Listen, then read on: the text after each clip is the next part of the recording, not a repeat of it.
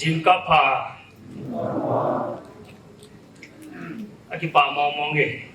poli dim set win program cho hong ding mong ai hong hong rong le observe akiko hong lo ala flop ji tunin wang kibon bangin poli set nam mi te do win ichi de sa chu năm ngày luôn đến gam lên 5 ngày luôn tâm tại là lại việc gì có một chuyện ở đây chú May tarikh thum 2023 dễ cái chung và hình nhân thể hạ sẵn là tắm tại tổ việc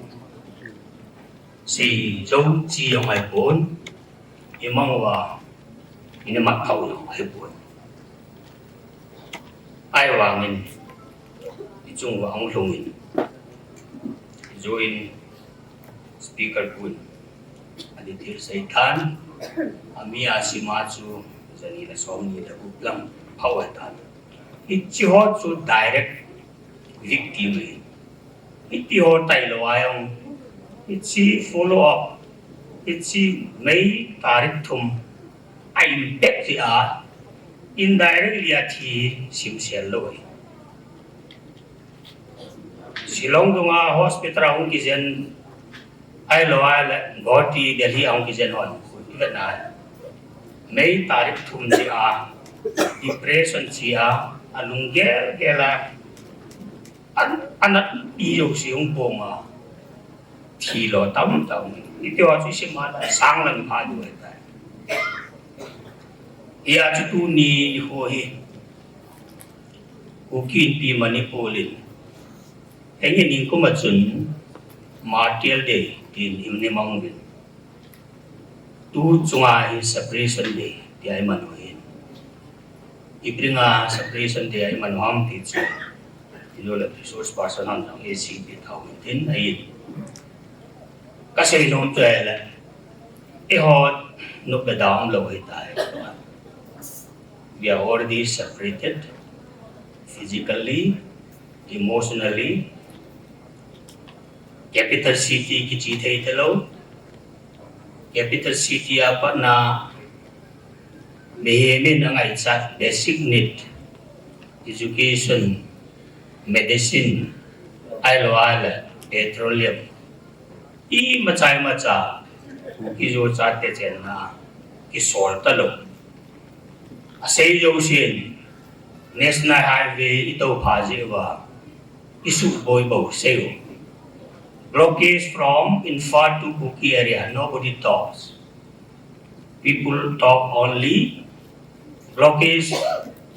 of truck going to Infa apa na Buki area ki kham ki koi man ki say talo ayla kala neutral ho so ki pangal ho Nepal ho business bol wa ke le wa am ho amat wa ho ta ho kin na lai ichi din mun ipawai ta relief method ma chai mu covid government apani am ho thi wa la compensate ki bol jet e ha koi ma gidan lo iti ho gyan bu ma chu lam kai ho na gyan wa officially mampan tau te separation day ya an tu phone an nei we bukin pi manipulan na khongin bukin pi kumpi nan khongin ito gan chun bukin pi maglai cabinet meeting ani kita comment iman di we nam pi thula chu oi lai la silonga iso cha te yumben iman di we ta chu ilona ni ki sema program ni ki sema tu ni ai iman o he background chu na chule vela tu program ai lo wala benal dunga thil ki si oi ikala la na sa mai the ai kasi chi nong chu khát sẽ và separation day đi bảo hi đi bỏ vào là mi lết chết hay là lết chết nhưng nào gam lấy te vẹt đá chẳng thể hi à chú anh nhưng mà cái chỗ ăn lẻ lẻ mà ở mi confuse cái học sản nô mày cái hiện sẽ vậy rồi cái đây ý tên ý tụ ý tên là chú giờ cái gì mà chạy thâu thâu bên ý chân thiên leo trả anh confuse là bộ tiếng confuse là đừng có cái phần mai vậy ý chân những cái khó nào thì cầm là 5 ngày lụt ná 5 kỳ điện khả năng điện có đầu khó tay tiền tu nia ý chít ta bằng kinh cái mình là tiếng không cái mình phá để đi Silong based Unao tribe leaders ho la chungwa ki pai ning ko mayong nong kimin pha bin nong so kai bin tu nin jong nong bin la chung chi ki pai u ki pi megalai chu kali ni we ka thu pi be ta ka bol wai pu ila wa chu khani organize bol lo ai la a bol ding lo ya chuna yon hit kan bol lo hin non kan tip nào phải ta accept nó bỏ gì mình là chúng chịu cái bản thu cần xây kunung kumayong là cái tai cái bản khom dừng điếu cái thổ khom dừng điếu thế vậy tu chúng hiện bắt này bồi nhưng của mình giống Martel để mình sao phải rồi cái bỏ vậy nè thì chúng tu nung tu bản thế ông là tao bảo ram nó trongนั้นbuồn vai in cầu tan buồn vai là còn điếu ai cái tập bằng khô hay buồn lối coi lẩu điều đó chú well organized cái cả về nè thì ai cần buồn ấy nó bàn tiếng lại nói nóng thì bạn đi về cần tìm nó mình giống không lại sau cho là cái bốn trong trà hậu điểm đình anh yêu về làm drive khẩn nó leader khẩn cũng nè thì chú yêu là conductor anh phát năng thì nào bên tin đó chúng ta cái bệ cho là đi đến bị này bên đó chúng ta cái bệ resource person họ nó chúng ta cái bệ resource person đi đi và chỉ có chuyện professor present đi ông mà sản xuất cái gì nó hay rồi là ama ko mabang sun hap takhat masang sun ay na kau fly land bin kasi tawin koi masol lo hela sum yang ka kipi hello kitip na yang ka kibol hello garung ki panai yo chungai narrative chom ei kibol kuma uki jo te chu illegal immigrants alwala foreigner coffee planter na tayo siya alwala Manipur ni ay po indigenous tribe ay po bitiyo ase iwa ala mele tena se yo si chu mainland media hon accept jim alwala tasan jim silai din mo ni din lai ta ba koi mangan sila ichi professor po media panelist ai lo ala khoi lại là interview anh chi gì à thu đi bài này làm sắp cái chi thu đi này làm sắp bài là mấy lời tên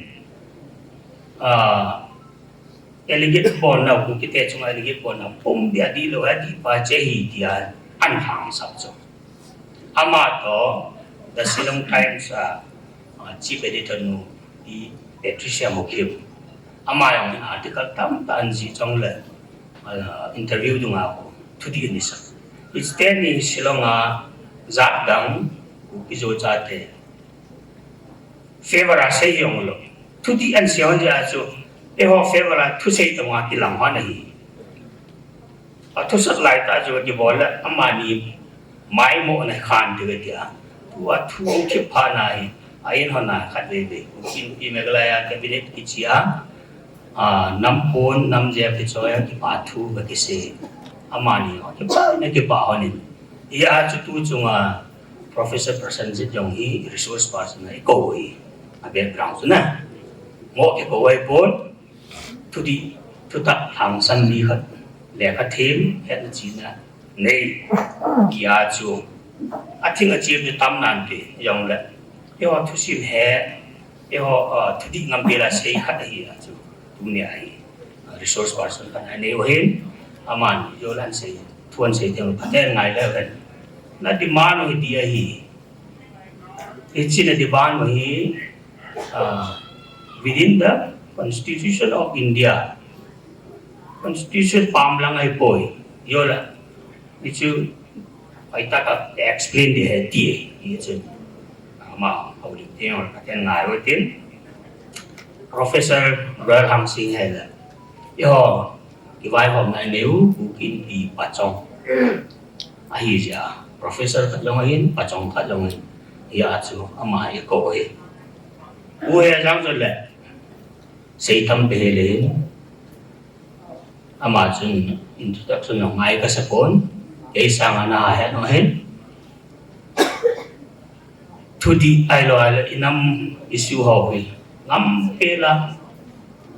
ai chen lo chen ding ho sa lo ai lo ama personal life ding jong gap ho lo hết là ngam pela ho nam policy lo là năm दिन mình hàng sắm pen cho mà dunia hàng sắm gì hết ya si dunia ini resource person ai ko hi saya bang chun program kipatan kesehatan resource person hoi pe ai ko hum explain kebuatan tua hi mi pi ako na kangai chat pi pen chu tuni program hi alak xe ngài bỏ vào hiến thúc cái xe đó họ thung cái xe đó họ lúc lỗ tay ngày vào chỉ thu đi ai là cái hết đâu cả cái xe đó pha chú căn cái xuồng bể vào làm lên nằm đi ngã pani la bể điều thì sáng nay chú uni program thì go nó hiến program đòi là thu đi một số sắc thế chế họ hiểu thì chun cái phần nào bắt chạy tất cả đi tổ công vào oi ma kim tua wa tham lo ki khen tiếng là pastor quan ki khen tao man tiếng là bộ cái khăn form điếu program mà sau đinh gì chun heavy landscape ki bolin it show yo là part lên tiếng là cái form tiếng là hiện ye chun cái gil gì hay là boina nè đeo gì program hay kim tun da bộ ti chu welcome the warm at the kan tin say here say balam na ngai dam tawt agi pai